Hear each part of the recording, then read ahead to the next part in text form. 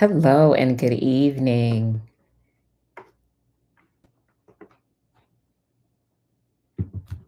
Good evening. I hope everyone's having a good night. It is another Thursday evening, and you are live or watching this on the replay with Monica Maybank, also known as the Holy Politician. And today we're going to get into another conversation about issues that we should be caring about, thinking about, and praying about as it concerns the upcoming general election, which is on November the 5th of this year, 2024. So, just quickly, a little background. I'm a former federal lobbyist, and I spent nearly 10 years lobbying the federal government. And so, I spent time on Capitol Hill, time um, advancing policy on behalf of children in education and as it ties to the workforce with both the Obama and the Trump administrations. And so I did that for a number of years and really just have always had a passion for public policy. And so tonight I want to talk about the purpose of this platform really is to cause us to really think about the way that we're voting and to encourage us to vote through a holiness lens. Last week, I encouraged us to think about a 3 point voting framework, and the 3 point voting framework is basically making decisions about each policy that comes our way and filtering them through this 3 point framework. So I'm going to talk about those quickly and then get into tonight's conversation. But the 3 point framework is simple. Number one, does this policy reflect biblical truths? That's the first question you want to ask yourself. Meaning, what true standard can you really apply to the policy? So that's number one. Number two is, does the policy reflect holiness? Right? So, are there concerns about this policy measuring up to a standard of holiness?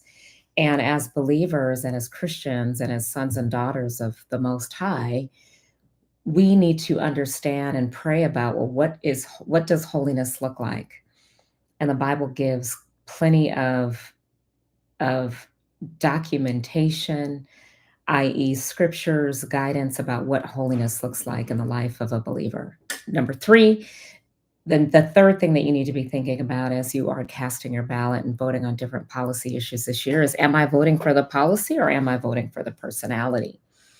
Right? Are we so fixated on either the disdain or the approval of a particular person because of who we see them presenting themselves as, that we are ignoring the policies on either side of the aisle?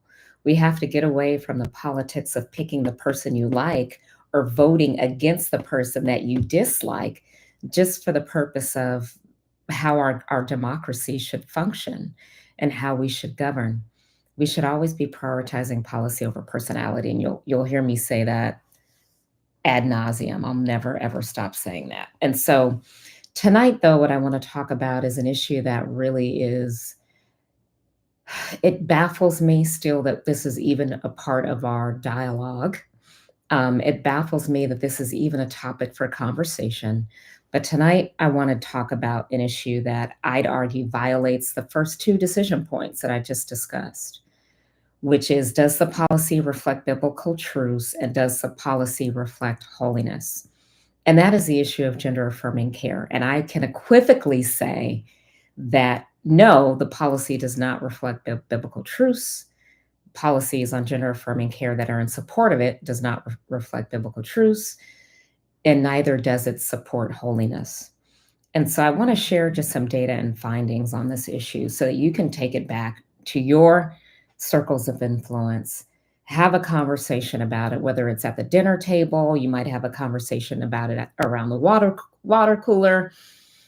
You might be talking to your friends in a group chat about this, but gender affirming care is something that we can't ignore. And the very fact that we call it gender affirming care, really, I would name it something different, like child abuse or gender mutilated care.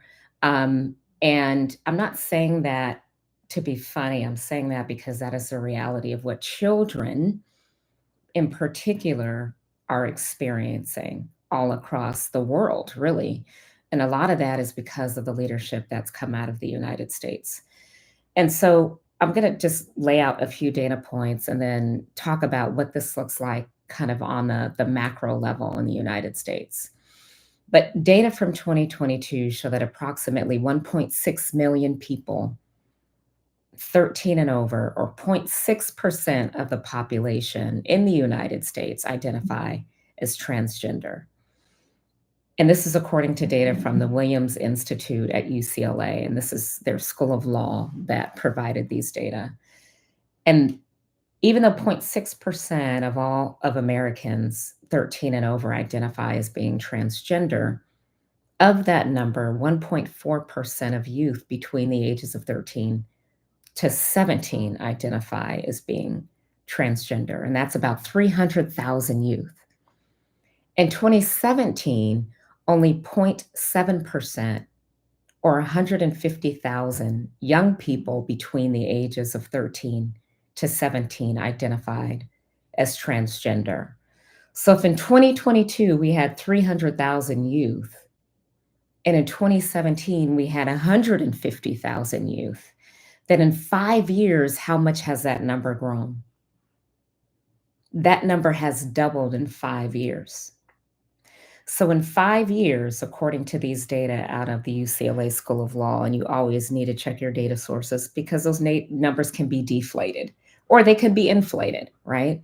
But those numbers could potentially be deflated given the source.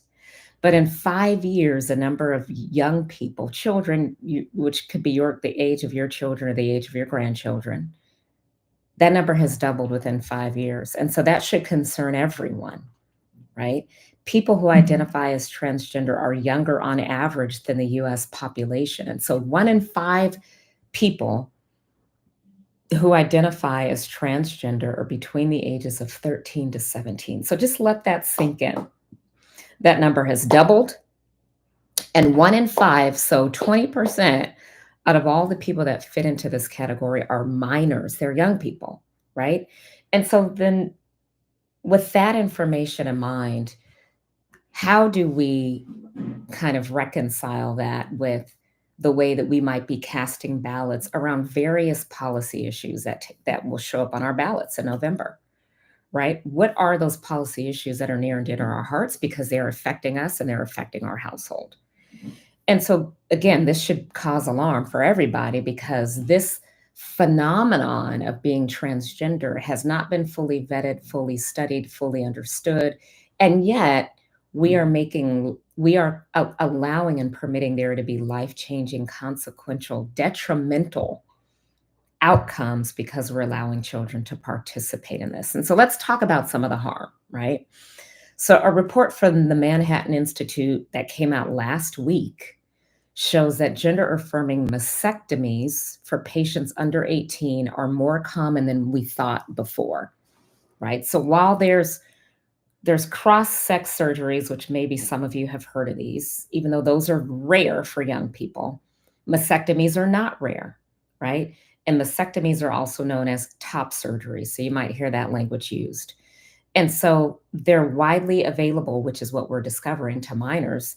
And the most common surgery that the transgender young people experience is a mastectomy. And who's getting a mastectomy?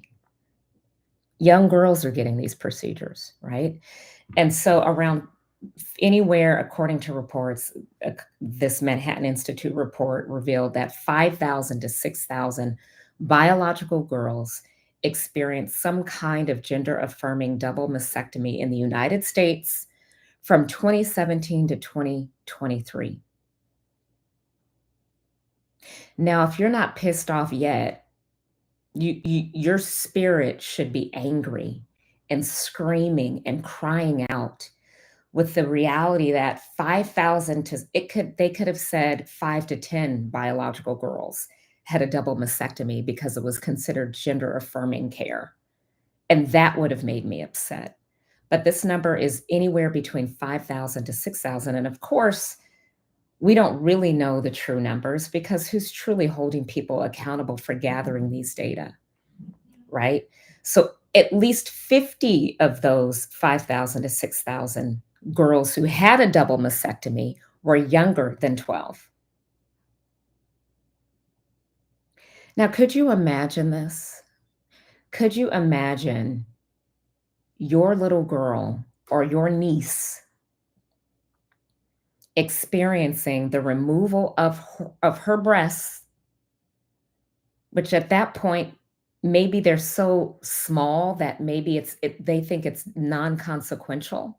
But if you think of the pain involved in that physically, mentally, emotionally, spiritually, and the fact that not only are parents permitting this, but the medical community is rubber stamping it, right? So we live in an era right now where young kids can self-describe and self-proclaim that they are transgender, and we just rubber stamp it and say it's okay. We say that we need to affirm the gender of these children, and it's unconscionable that this is even a topic of conversation.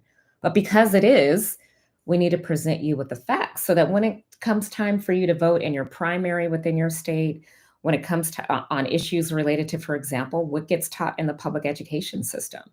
And if they're allowing your students in public schools to learn about transgender ideology and phenomenon, then this should concern you, right? Because if you have young girls that are 12 years old getting their breasts removed, that's an issue. And so these are things that really would have blown our mind maybe 10 years ago, but it's an everyday reality right now. We went from 150,000 young people between the ages of 13 to 17 to 300,000 within 5 years that call themselves transgender. That should be of concern.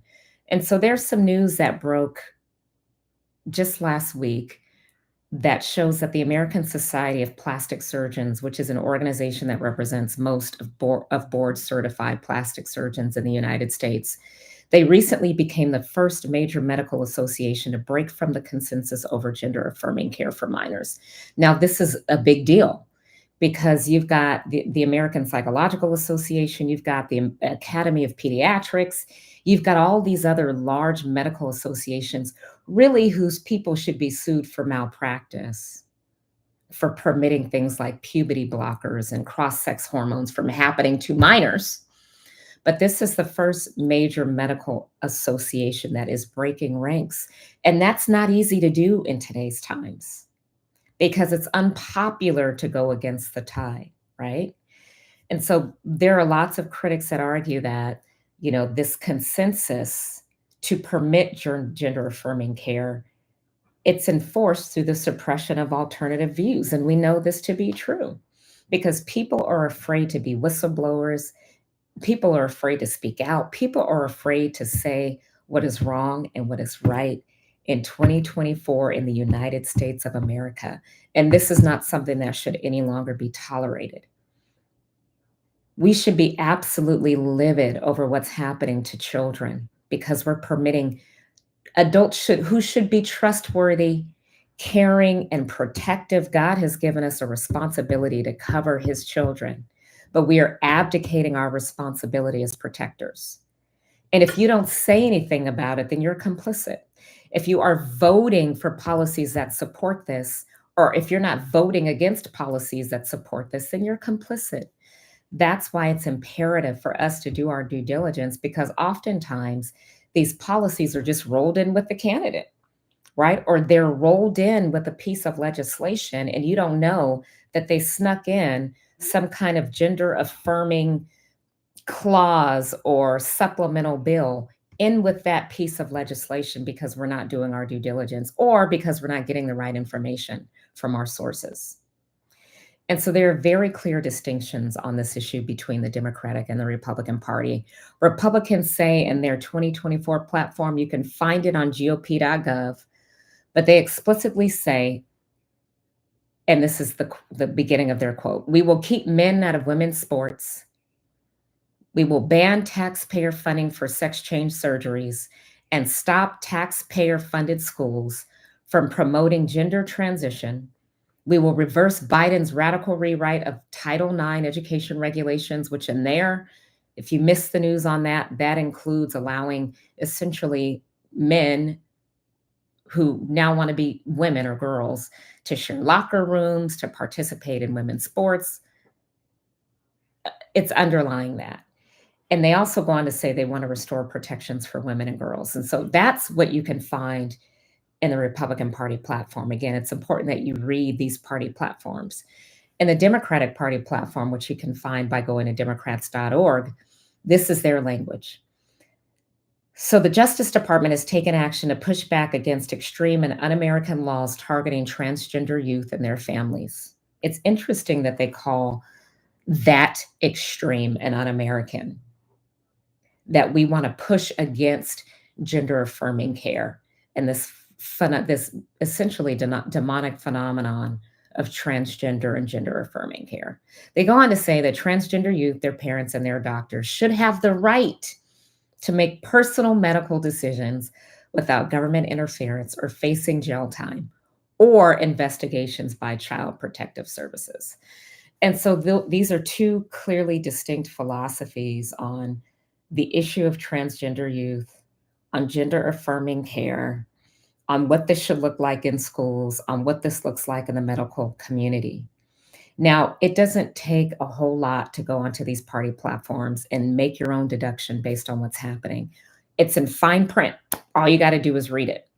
All right. So, now what are states doing on this issue? Well, currently, 24 states ban medication and surgeries for youth who identify as transgender.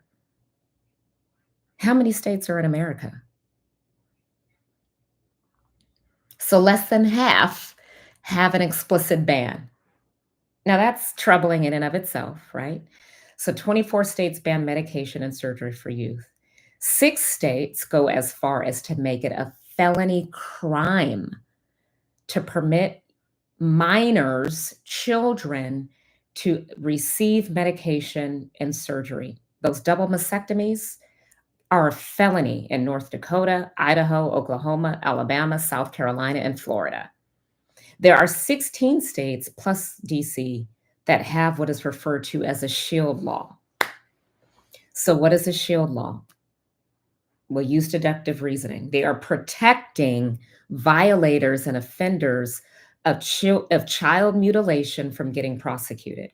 So, for example, they are refugee states that permit, for example, if there's a family that wants their kid to have gender affirming care that lives in Florida, they can head up to Washington, D.C., get the care and the treatment they want, and then the providers, the people who should be sued for malpractice, that are permitting children to get puberty blockers and doing double mastectomies, they are shielding them from prosecution. They're shielding them from the full weight of the law because they've put in protection, these shields or these refugee laws for people to go from state to state. They do the same with abortion, right? So if you've got 24 states that explicitly ban it, but you've got 16 states that are providing the shield apparatus, then it's all over the place, right? So what does your state do? You can look it up by Googling it. And so these are the issues that we should be concerned with in this election. We shouldn't only be concerned with the economy, even though, yes, we should care about inflation. We should care about the value of the dollar, which really doesn't have much value these days. We should care about, what's going to happen at the local and the city and the state level, who's going to be governor, what's going to take place in the judicial system. All of these things matter. Family matters at the end of the day. And if we're not protecting our children, and if we are being complicit in these laws, if we are permitting these things to happen without standing up during school board meetings, without standing up during city council meetings, then we're complicit just like everybody else. So I would encourage you to do your research. Look at these party platforms. Next week, starting on Monday, is a Democratic National Convention. I'm sure it's going to be the flavor of the rainbow, right? Because Democrats have done a very effective job with racial diversity. And so it's going to look like America on Monday. But what I want you to do is to pay very close attention to what they're speaking about in terms of policy. Are they talking about policy? If not, then you need to shut the convention down, go over to democrats.org where they talk about their policy issues so that you can read and update yourself on policies like gender affirming care. So I hope that you tune in. It's starting Monday, August the 19th for the Democratic National Convention. Take notes. And finally, but always, is the most important thing we can be doing right now is praying for our nation. So pray, pray, pray, pray. We are 85 days or so away, maybe fewer than that, from this general election. And there's been all kinds of prophecies of things that are getting ready to happen. We've seen things already happen. Just stay in prayer, going into a period of fasting, whatever God tells you to do, do. And vote through the lens of truth and holiness on November the 5th. Appreciate you joining the stream. Share it, subscribe if you haven't yet subscribed. Share these conversations with your friends and your family and hold yourselves accountable for really dissecting these issues through the lens of truth and holiness. Take care and God bless.